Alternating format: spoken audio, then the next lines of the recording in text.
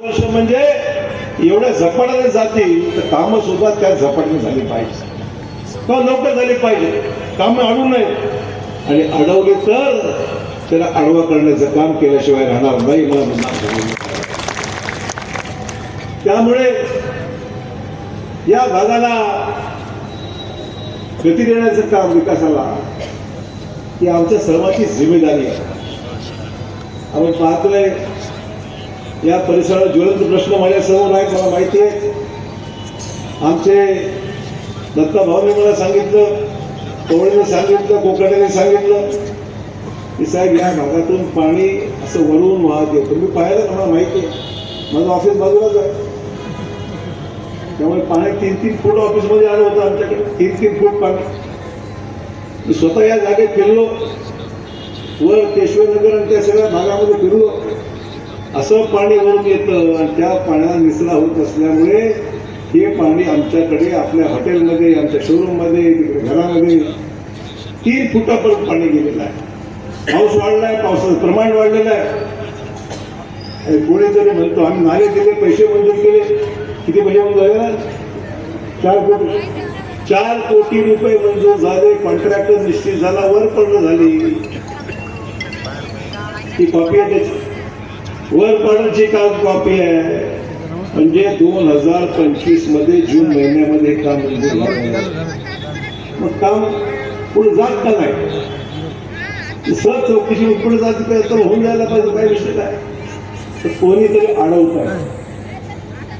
आजचा शिवसेनेचा उमेदवार अडवतो. अशा कामं अडवणाऱ्या माणसाला, प्लॉट बळकवणाऱ्या माणसाला, विकासाला गतिरोधक ठरणाऱ्या माणसाला आपण मतदान देणार का? बोला, देणार का? आमचं म्हणणं एवढंच आहे, जी माणसं विकासाला खोडा घालतात, अरे काम काही या कामा न झाल्यामुळे नुकसान किती लोकांचं होतंय. हॉटेलवाल्यांचं होतंय, घराचं होतंय, सोसायटीचं होतंय, आसपासच्या लोकांचे होते. की काम जर झालं नाही आणि काम मंजूर होत असताना होत नसेल तर आपण काय फक्त बघत राहणार? कोणी यायचं, अन्याय करायचा, हा प्लॉट माझा, ही जागा माझी, हा रस्ता माझा. आणि या रस्त्यावर आम्ही अनेक वेळा फक्त विमानतळ झाला, रस्ता बंद झाला, बाहेरून चाललो आपण. हा जुना रस्ता जुनाच आहे ना. एवढे वर्ष कोणी बोलतो, अचानक तुम्ही जर बोलतो म्हणते ही रस्ता माझाच आहे. उद्या कोणतरी म्हणेल की ताजमहाल सुद्धा माझाच आहे, गेटवे इंडो इंडिया सुद्धा माझाच आहे, जमीन माझी आहे. असं कोणी म्हणलं तर चालेल का? आपल्याला चालेल का? हा, असं काय जोरात जोर घाबरतं काय? चिंता करू नका, घाबरू नका. मैं आपके साथ हूं, मैं हूं ना आपके साथ. विकासाच्या आड जर कोणी तुम्हाला त्रास देत असेल तर आम्ही गपचूप कसं बसणार? बसायचंय का? आज त्याला समर्थन कोण करत आहे? अशा व्यक्तीला राजकीय समर्थन कोणाचं आहे? तर आमच्या इथल्या आमच्या सहकारी मित्र, आमचे मित्रच आहे, शिवसेनेमध्ये आहे, आमदार आहेत, त्यांचं समर्थन आहे. त्यांनी खुलासा करावा का? होत नाही ना. त्यांनी खुलासा केला पाहिजे. लोकांची घरं नष्ट होत आहेत, कामं थांबवतात. राजश्रय का? अशा लोकांना राजश्रय का द्यायचा? हा खरा प्रश्न आज आमच्या समोर आहे. म्हणून मला एवढं सांगायचं आहे मित्र, नांदेडचा विकास निरंतर झाला पाहिजे. आज भाजपाचे 5 आमदार, 2 खासदार हे भाजपचे आहेत. राज्याचा मुख्यमंत्री हा भाजपचा आहे, देशाचे प्रधानमंत्री भाजपचे आहे, देशाचे पंतप्रधान नरेंद्र मोदी साहेब आहेत. आणि तुम्हाला दर महिन्याला लाडकी बहिणीला पैसे देणारे सुद्धा आमचे मुख्यमंत्री देवा भाऊ आहेत. कशी चालू आहे की नाही? चालू आहे की नाही? हा, कोणाला मिळाले हात वर करा. हात मिळाले हो, मिळाले नाही म्हणतो. हा, सगळ्याला मिळाले. आणि आम्ही विचारू शकतो, ते टीव्हीवर फोटो घेत आहेत, पत्रकार बघतायत, हात कोणाचा वर कोणाचा खाली, तोच फोटो सकाळी पेपरला ब्रेकिंग न्यूज आहे की नाही? मला खात्री आहे हे सगळं बघितल्यावर चित्र ही ब्रेकिंग न्यूज होणार नाही अशी मला खात्री आहे. मित्र, माता भगिनींनो, या देशाच्या प्रगतीच्या मार्गावर आपल्याला जायचं आहे. विकसित भारत, मोदी साहेबांनी आपल्याला विकसित भारत 2047 पर्यंत भारतातले सर्व जिल्हे, या भारतातले सगळे जिल्हे विकासाच्या योजना आपल्या समोर आणून त्या विकासाची कामं करण्याचं आम्हाला अभिवचन दिलंय, ते मोदी साहेबांनी दिलंय. देवा भाऊंनी सांगितलंय विकसित महाराष्ट्र, आणि त्या विकसित महाराष्ट्रामध्ये विकसित नांदेड आहे हे मला मुद्दाम सांगितलं पाहिजे. नांदेडचे आगामी काळात विकास ज्या गतीने करायचा आहे तो आता पुढच्या टप्प्यामध्ये जायचं. टप्पा एक झाला, टप्पा 2 वर जायचं आपल्याला, आणि त्या 2 टप्प्यांमध्ये जात असताना, दुसऱ्या टप्प्यात जात असताना नांदेडला भरघोस निधी आपण आणू.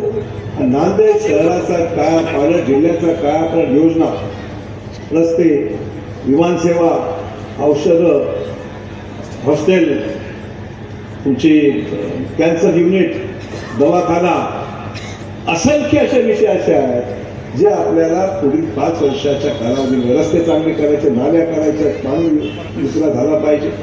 भरपूर विषय आहेत. मागे केले पुढे करायचं. सगळे प्रश्न संपले असं मी दावा करत नाही, सगळी कामं झाली अशी मी दावा करत नाही. पुढच्या 5 मागे केलं आणि पुढे सुद्धा केल्याशिवाय राहणार नाही. अशोक चव्हाणांची ग्वाही आहे, अशोक चव्हाणांची ग्वाही तुम्हाला आहे. तुम्हाला माहिती आहे अशोक चव्हाण जे बोलतो ना ते करून दाखवतो, ही माझी गॅरंटी आहे. तुमच्याशी खोटं थोडं बोलायचं, नेहमीच यायचं. कोकणाच्या ऑफिसला घेऊन गेले बघा, आता ऑफिस बोलत आलो पण रोज यावं लागणार ऑफिसला. कोकणाचं ऑफिस उत्तम आहे, यावं लागणार आहे. नगरसेवक शोधायची गरज नाही. पवळे पण इकडेच आहे, कोकाटे पण इकडेच आहे, आमचे सर्व पुरी पण इकडेच आहे, वाघ पण इकडेच आहे. चाळीला बसायला आहे, मला पण जागा ठेवा बसायला मिळालं. त्यामुळे चौघांचं ऑफिस इकडे आहे. उठलं की सकाळी जायचं. काय झालं एकदम सोपं आहे. अरे आगे बढेंगे भाई, पण आप आगे बढ़ा ना. माझं म्हणणं एवढंच आहे, तुम्ही समर्थन करून मजबूत राहा. उगल कोणाला तिकडे काय झालंय, 2 ह्याला द्या, 2 त्याला द्या. शिवसेनेत काय चाललंय त्याचा उमेदवार पण हेच कळत नाही आम्हाला. तिकीट दिलं एकाला, प्रचार करत दुसऱ्याचा. कोण उमेदवार आहे?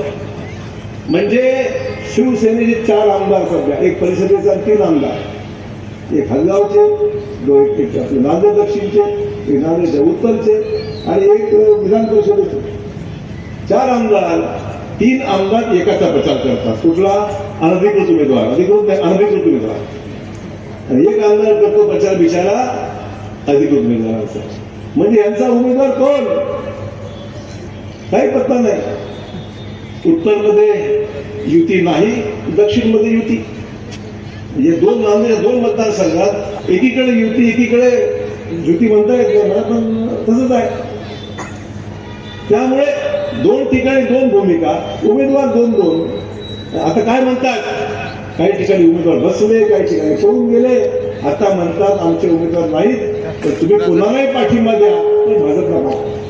हे काय राष्ट्रीय नेते आहेत का? यांनी आवाहन करायचं, यांनी म्हणलं तर लोकांनी ऐकायचं. हा, राष्ट्रीय नेत्याचे गुन्हे ऐकत नाही हल्ली. चांगलं असेल तेच लोक ऐकतात, योग्य तेच लोक ऐकतात. यांनी सांगितलंय भाजपला पाडा, पण कोणालाही निवडून द्या आम्हाला. म्हणजे नांदेडचा सत्यानाश करायचा का आपल्याला? काय बरोबर आहे मी म्हणतो ते? नांदेडचा सत्यानाश मी होऊ देणार नाही. नांदेडचा खराब आम्ही होऊ देणार नाही. लोकशाही मार्गाने तुमच्या बटन दाबल्यावर भाजपचे माझे 4ही उमेदवार 100% निवडून येणार आहेत. आणि या आमदारांच्या, या आमच्या नगरसेवकांच्या मदतीने बहुमताकडे वाटचाल करायची आहे. आणि म्हणून सांगतोय, एक मत ह्याला, एक मत त्याला, ते त्याला, हे याला असं करत बसला तर मला सांगू नका रामसाहेब आमच्याकडे गटाराचं पाणी येत आहे, नाळाचं पाणी येत आहे, नाली नाही, रस्ता नाही, हे नाही, ते नाही. मत द्या ना. बरोबर आहे की नाही? बरोबर आहे का? जोरात बोला, घाबरत आहे का? मग 4ही घाबरत नाही बा, बिलकुल जोरात बोला. काळजी करू नका. आपल्याला आता बिलकुल न घाबरता मतदान करायचं.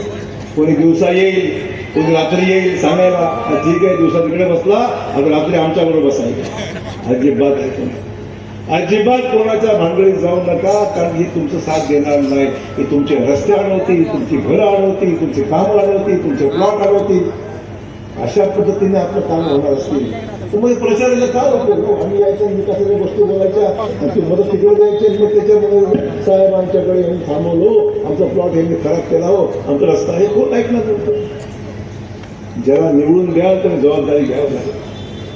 आणि म्हणून मला एवढं सांगायचं आहे, नसत्या लोकांच्या नादी लागायची गरज नाही.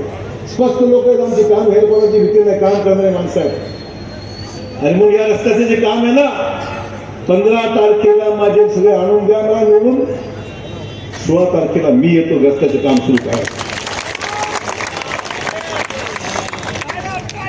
म्हणून विकासाला गतिरोधक नको आपला. मला आनंद आहे की आज आमचे राठोड साहेब या ठिकाणी आलेले. आमदार तुषार राठोड जोरदारपणे काम करणारे, मुख्यमंत्री आमच्या बंजारा समाजाचे सिनियर आमदार आहेत, 3 टर्मचे आमदार आहेत, ते आज आपल्याकडे आलेला आपल्या विनंती करण्याकरता. आज आपण यवतमाळला आपल्या पोहरा देवीला नागरा भवन बांधतोय. बंजारा समाजाचं एक महत्वाचं तीर्थक्षेत्र पोहरा देवी, त्या ठिकाणी आपल्या मुख्यमंत्र्यांनी फार मोठं तीर्थक्षेत्राचं काम त्या ठिकाणी केलं. पोहरा देवीला बंजारा भवन बांधून त्या ठिकाणी खूप मोठं बंजारा समाजाला त्या ठिकाणी सहकार्य केलं. बंजारा समाजाचा मोठा आशीर्वाद महाराजांचा आज आम्हा सर्वांचा. काम करणारे, मेहनत करणारे आमचे तुषार राठोड भाई आहेत. आमचे सचिन भाऊ अण्णाभाऊ साठेंनी, लोकशाही अण्णाभाऊ साठे आजही लोक आदराने नाव घेतात. त्यांना महाराष्ट्र विसरलेला नाही, भारत देश विसरलेला नाही. आणि म्हणून अण्णाभाऊंचं कामाचा प्रचार करण्याचं काम आज सचिन साठे करतायत. मी मनपूर्वक त्यांचं अभिनंदन करतो आणि पूर्ण पाठिंबा त्यांच्या कामाला आमचा राहणार आहे. तर आम्ही सुद्धा अण्णाभाऊ साठेंच्या विचारसरणीला तो आगामी काळामध्ये पुढे नेण्याची जिम्मेदारी सर्वांची. एकट्याचं काम आम्ही सर्व आहोत त्यांच्याकडे, आम्ही त्यांच्याबरोबर आहोत. ते काम करणारे, एक स्वच्छ चारित्र्याचे आणि या भागामध्ये संपर्क साधणारे. आणि मला खात्री आहे आमचा पूर्ण मातंग समाज, बौद्ध समाज आहे, मातंग समाज आहे, ती सगळी मंडळी आमच्याकडे ताकदीने उभी आहेत. देवाभाऊंच्याकडे ताकदीने उभी आहेत. मोदी साहेबांच्या आव्हानाला प्रतिसाद देणारी सगळी मंडळी आहेत. आम्ही का मागे नाही, आम्ही आहोत तुमच्याकडे. तिथंच तुम्हाला जर समजलं पाहिजे, जे काम करतो त्याला ताकद दिली पाहिजे, जी भूमिका घेतो त्याला ताकद दिली पाहिजे. सामाजिक समता निर्माण करण्याचं काम, विषमता दूर करून सर्वांना सोबत घेण्याची भूमिका आम्हा सर्वांची आहे. ही शिकवण आम्हाला आमच्या नेतृत्वाने दिलेली आहे. मोदी साहेबांचं नांदेडला खूप मोठं मदत करण्याची भूमिका. आम्ही कुठले काम आणत नाहीत. आज नांदेडच्या विकासाला सुद्धा विकसित महाराष्ट्रामध्ये जी कामं होणार आहेत, आणि मुख्यमंत्र्यांना सांगितलं साहेब मोठी कामं जरी झाली तर लहान कामं अद्याप कुठे कमी जास्त प्रमाणात आहेत. कुठे नाली नाही, कुठे रस्ता नाही, कुठे पाणी नाही, कुठे विहिरीचा प्रश्न आहे. त्यांनी मला सांगितलं अशा चिंता करू नका.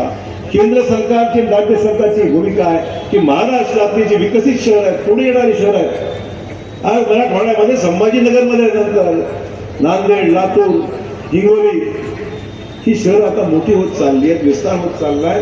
घरं बांधण्यात आलेली आहेत. घरं सुद्धा चांगली व्हावी. प्रधानमंत्री आवास योजनेची कामं होत आहेत. अशा शहरांना गल्ली बोळातली लहान लहान राहिलेली कामं पूर्ण करण्याकरता सुद्धा आम्ही वेगळ्याने पैसे देणार आहोत. तर मुख्यमंत्र्यांनी सुद्धा भाषणात सांगितलं. आणि त्याचबरोबर आपल्याला हे सांगितलं पाहिजे, परवाच्या भाषणामध्ये मुख्यमंत्र्यांनी अतिशय महत्वपूर्ण निर्णय घेतला की ज्या सरकारी जागेवर सुद्धा आमची जुनी माणसं वास्तव्य करत आहेत, जागा जागेवर नाही, जागा मालकीची नाही, पण त्या जागेवर घर बांधता येत नाही, कारण ती जागा मालकीची नाही. जागा मालकीची नसल्यामुळे प्रधानमंत्री आवास योजना किंवा अन्य कुठली योजना फायदा घेत नाही. मुख्यमंत्र्यांनी घोषणा केली की त्या जागेवर ज्यांची घरं आहेत पण जागा मालकीची नाही, ती जमीन सुद्धा तुमच्या नावावर विनामूल्य करण्यात येईल. एवढा मोठा निर्णय आहे. जागेचे मालक तुम्ही होणार, PR कार्ड तुम्हाला मिळणार. आणि त्यामुळे मला या ठिकाणी मुद्दाम सांगायचं आहे, हे सगळं करत असताना माझ्या हिंदू बांधवांना, माझ्या मुस्लिम बांधवांना मला आवाहन करायचं, यासोबत मुख्य प्रवाहामध्ये काम करू आपण. हे जिल्ह्याचं काम आहे, शहराचं काम आहे. मला सांगायला अभिमान आहे की मुदखेड नगरपालिकेमध्ये आम्ही 7 मुस्लिम बांधवांना भाजपची तिकीट त्यांनी मागितली, आम्ही दिली. त्यापैकी 3 लोक भाजपचे चिन्हावर मुस्लिम समाजाचे निवडून आणले लोकांनी. आणि मोठे परिवर्तन आहे. नांदेडमध्ये सुद्धा ठिकठिकाणी स्वागत होत आहे. गली बुडात आम्ही गेलो, कॉलनीमध्ये गेलो, लोक देत आहेत साथ. मुस्लिम बोले साहब हम आपके साथ में नहीं, विकास हमें चाहिए, विकास चाहिए हमें. ही भूमिका घेऊन आमचे मुस्लिम बांधव, दलित बांधव सर्व एकच भूमिका आहे. हमको चाहिए विकास. हमारा आपला एजेंडा जो आहे तो विकासाचा एजेंडा आहे. बाकीचे आपण पाहिले जाहीरनामे शिवाय श्राप देणारे बाहेर लागले. म्हणजे राष्ट्रवादीच्या जाहीरनाम्याची 16 पानं आणि त्या 16 पानापैकी 8 पानावर फक्त अशोक चव्हाण हा एकच शब्द दुसरं काहीच नाही. आणि त्यांच्या जाहीरनाम्यामध्ये आमचा विरोध महत्वाची गोष्ट नाही. माझं नेतृत्व त्यालाही मान्य आहे, त्यालाही मान्य. मग माझं नाव त्यांच्या जाहीरनाम्याला येत आहे. आणि तिथे काँग्रेसला तर काही राहिलंच नाही, शब्द सुचत नाहीये, मनोगत लिहिता येत नाही, उमेदवार नाही, मनोगत लिहिता येत नाही, उमेदवार शिल्लक राहिलेच नाही. आणि मनोगत लिहित असताना मी जे बोललो 5 वर्षांनी तेच टाकलं. म्हणजे यांचं म्हणून फक्त नाव बदललं पाहिजे, फक्त नाव बदललं. अशोकच्या ऐवजी रवींद्र टाकलं, दुसरं काहीच करता आलं नाही यांना. जे नांदेडमध्ये मनोगत लिहू शकत नाही, त्याला विचार नाही, आचार नाही, ते तुमच्या 5 वर्षात काय काम करणार? ज्यांना नांदेडमध्ये विजन नाही. आणि एक फोटो कुठे दिलेला आहे, एक फोटो टाकायचा असा आहे जो परदेशातला फोटो, त्याचे फोटो लिखी टाकला. आपल्या लोकांना कळत नाही का फोटो कुठला आहे? हलका लगेच कळतं, इंटरनेटवर लगेच कळतं हा फोटो कुठल्या गावचा आहे, कुठल्या देशातला आहे. म्हणजे दूरदृष्टी नाही, काम करायची इच्छाशक्ती नाही, काही दिसत नाही, विजन नाही. मग मत कशाला मागतं हो? आणि म्हणून मला सांगायचं मित्र, ज्यांना काही करायचं नाही, ज्यांना काही साध्य करायचं नाही, ज्यांना फक्त शिवाय द्यायचं आहे आणि ज्यांना फक्त मत शिवायच्या आधारे मिळायची अपेक्षा असेल, त्यांच्याकडे उमेदवार नाही, अधिकृत उमेदवार नाही, अनधिकृत उमेदवार प्रचार करतायत, अशा लोकांना मतदान करू नका. आपले 4ही उमेदवार कमळ, कमळ आणि कमळ, याशिवाय दुसऱ्या मतदान करायचं नाही. कमळावर मतदान करा आणि भाजपला बहुमताकडे पुढे न्या. या वॉर्डातले 4ही उमेदवार आपल्या महापालिकेमध्ये बहुमताकडे नेण्याकरता त्याचा उपयोग होणार आहे, आपल्याला हे लक्षात ठेवा. आणि म्हणून आपल्याला मनापासून विनंती आहे की सगळी कामं मार्गी लावा आणि नांदेडच्या विकासामध्ये तुमचा हातभार लावा. मी तुमच्या बरोबर आहे. जय हिंद, जय महाराष्ट्र.